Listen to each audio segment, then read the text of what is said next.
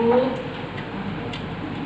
itu ada 7. Dalam mancing ada 7. Apa saja? Pelaku itu, posisi PA, selanjutnya setelah KPA, PPK, setelah PPK, pejabat pengadaan, setelah pejabat pengadaan, dan berapa itu tadi? PA, KPA, PPK, pejabat pengadaan, Pokja, terus penyedia, ada agen, bukan agen korporat tuh ya. Jadi nggak pakai 7 aja, nanti ditandai yang pelaku pengadaan siapa saja. Nah, sekarang kalau Bapak Ibu saya sampai ke perencanaan ini perencanaan ini yang punya peran siapa? Jadi mungkin kami sampaikan dulu bahwa yang di awal ini Bapak Ibu juga bisa membaca, sebenarnya lebih banyak membaca, saya tidak biarkan. Jadi nanti di posisi ini indikator keberhasilan itu Bapak Ibu bisa melakukan review. Itu isinya sebenarnya, isi perencanaan itu ada dari review, ada penyusunan spek teknis. Jadi bisa menjelaskan tentang ini, bisa menjelaskan tentang perkiraan harga. Perkiraan harga nanti ada di dalamnya, ada RAB, ada HPS. Terus menjelaskan perumusan strategi, pemaketan, cara pengadaan, itu juga isinya di perencanaan. Terus bisa merumuskan organisasi, bisa mengenali atau menjelaskan potensi risiko. Jadi setiap tahapan itu pasti ada risikonya. Dan terakhir adalah berkaitan dengan data dan informasi. Semua itu berkaitan di modul itu meliputi itu. Kita lanjut, Bapak Ibu. Nah, jadi Bapak Ibu, ini di perencanaan itu dimulai dari identifikasi. Identifikasi ini sebenarnya di Bapak Ibu sangat penting untuk melakukan identifikasi ini. Perannya siapa saja sih sebenarnya yang ada di sini? Cara melakukan. Jadi Bapak Ibu, kita melakukan, mengapa kita harus mengidentifikasi? Bapak Ibu ingat nggak proses perencanaan APBD? Jadi di Bapak Ibu kan memang kita mengenal selama ini ada proses perencanaan di APBD. Perencanaan APBD dimulai dari apa Bapak Ibu yang level paling rendah? Musrenbang level kelurahan. Ada musrenbang di level kementerian istilahnya. Ada musrenbang di level, tapi sebelum RKW di forum kota itu ada juga forum RKPD, itu di masing-masing OPD. Selain di Musrek ada di forum RKPD yang menangkap dari wilayah. Setelah itu ada kaitannya pembahasan membuat uang PPAS, kebijakan umum, dan juga itu, dan penetapan uang PPAS. Setelah uang PPAS sebagai dasar untuk penyusunan rancangan RAPBD. Bapak Ibu, hubungannya kenapa saya siklus ini? RAPBD menjadi APBD, RKA dulu. Jadi dari RKPD ada RKA menjadi rancangan APBD, rancangan APBD menjadi APBD, ada DPA dan juga sudah posisi pelaksanaan. Jadi tahap perencanaan ini masuknya di tahapan apa? Kan gitu.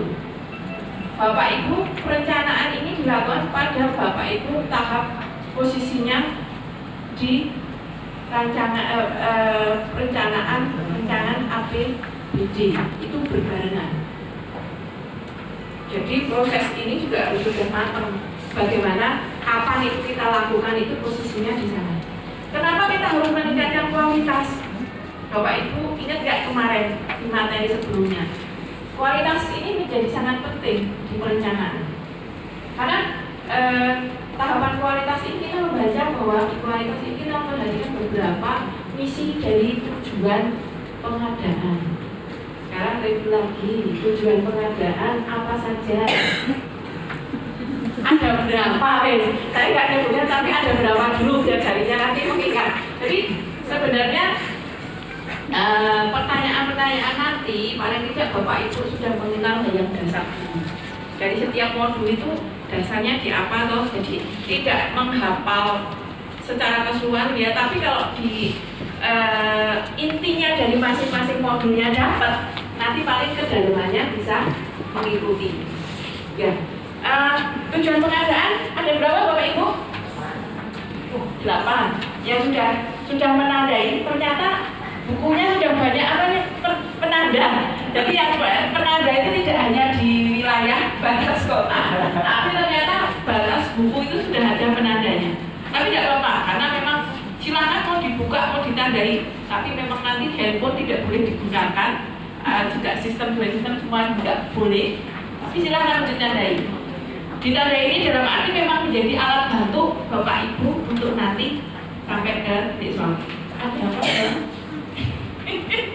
Oh, jadi ada apa? Ini jawabannya teman semuanya ini jadinya.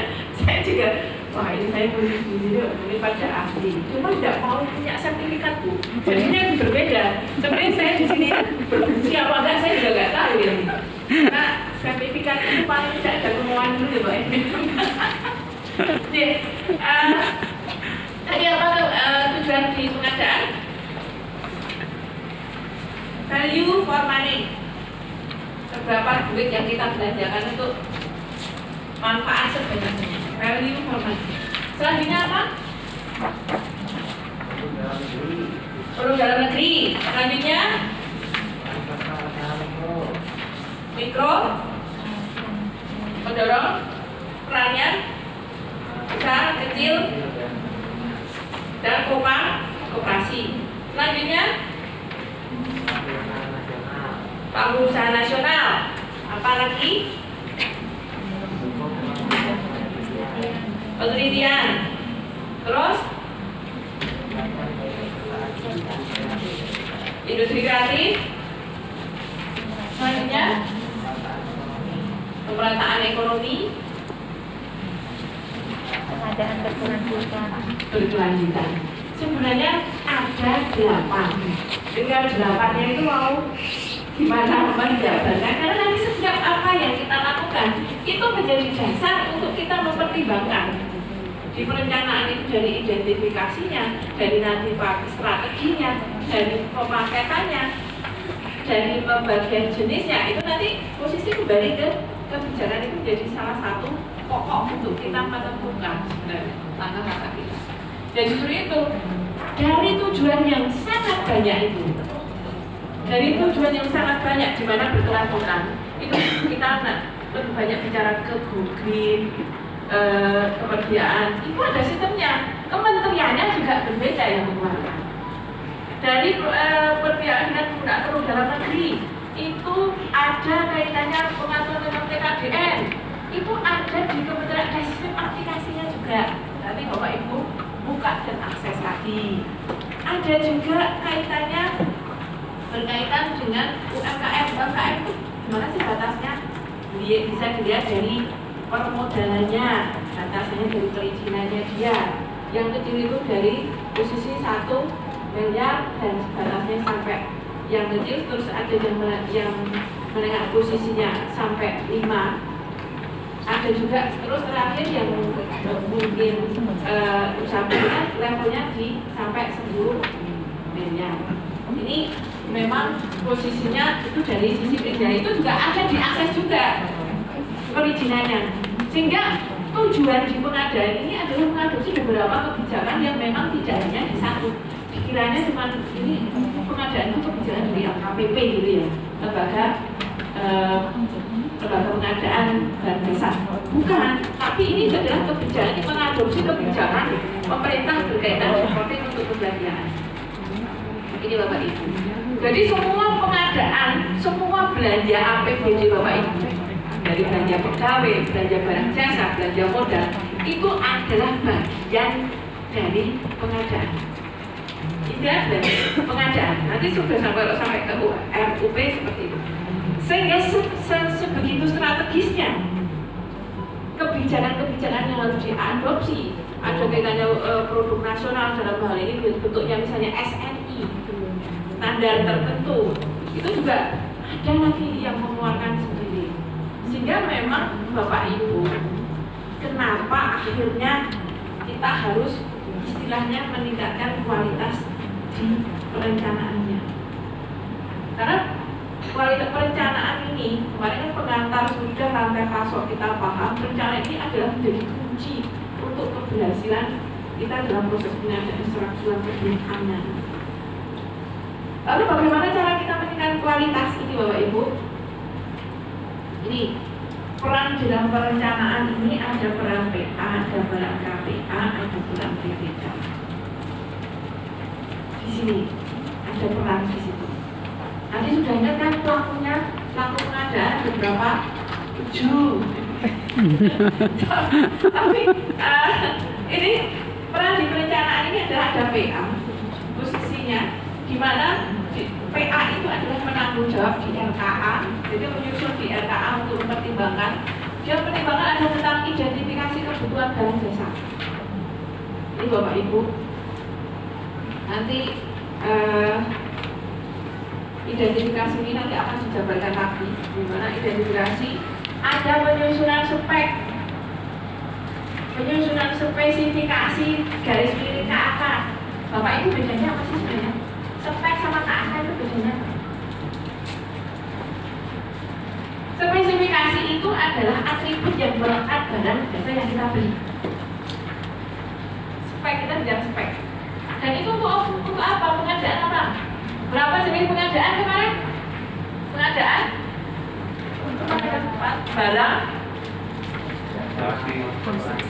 pekerjaan konstruksi, jasa konsultasi dan jasa lainnya. Nah sekarang, nah ini kenapa saling keterkaitan?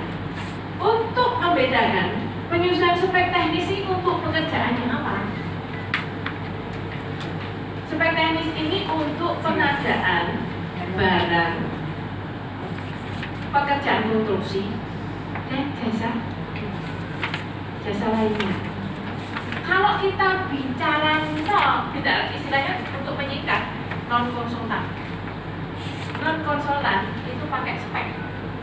Tadi barang, pekerjaan konstruksi dan jasa lainnya itu bicaranya spek. Tapi kalau kita bicara KAK, kita bicaranya konsultan. KAK itu apa sih sebenarnya? Pengertiannya apa? Sebatasan seperti dengan pembicaraan dengan spek, biar kita juga mudah memahami.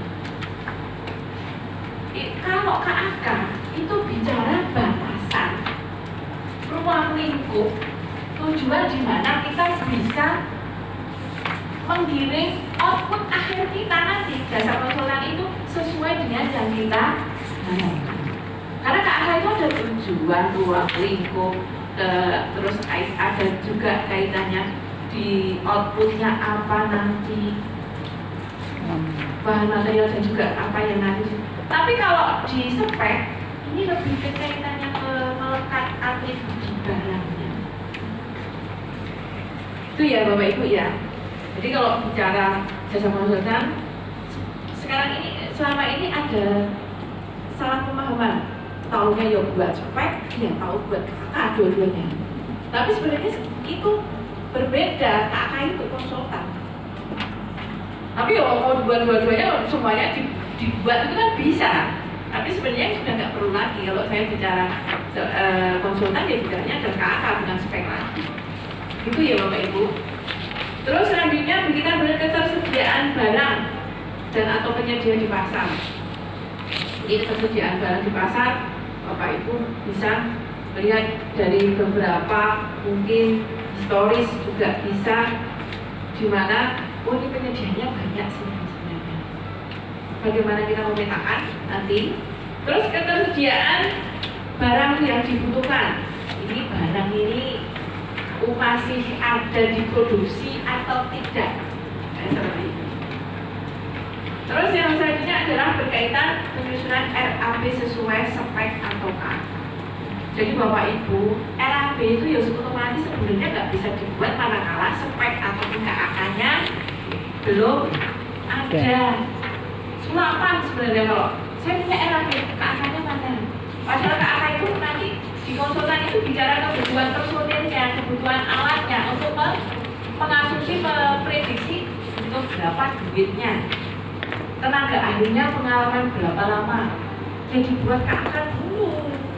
Tapi tiba-tiba era BKK-nya belum ada ya, nanti ada jalan lintas di mana itu menjadi tidak optimal berkaitan dengan perencanaan di era punya. Ini Bapak Ibu, ini PA ini harus memperhatikan ini, pertimbangan hal-hal seperti ini untuk disusun di SKA, di perencanaannya. Selanjutnya PA, nah ini penanggung jawab anggaran yang mempertimbangkan juga melibatkan para pihak. Nah ini para pihak ini Bapak Ibu, ada UKBPJ, di mana tadi saya sampaikan Bapak Ibu itu tidak mesti menjadi pengelola pengadaan barang jasa. Tidak, tapi juga Bapak Ibu ada juga menjadi personil lain atau bisa menjadi agen pengadaan bisa. Seperti itu.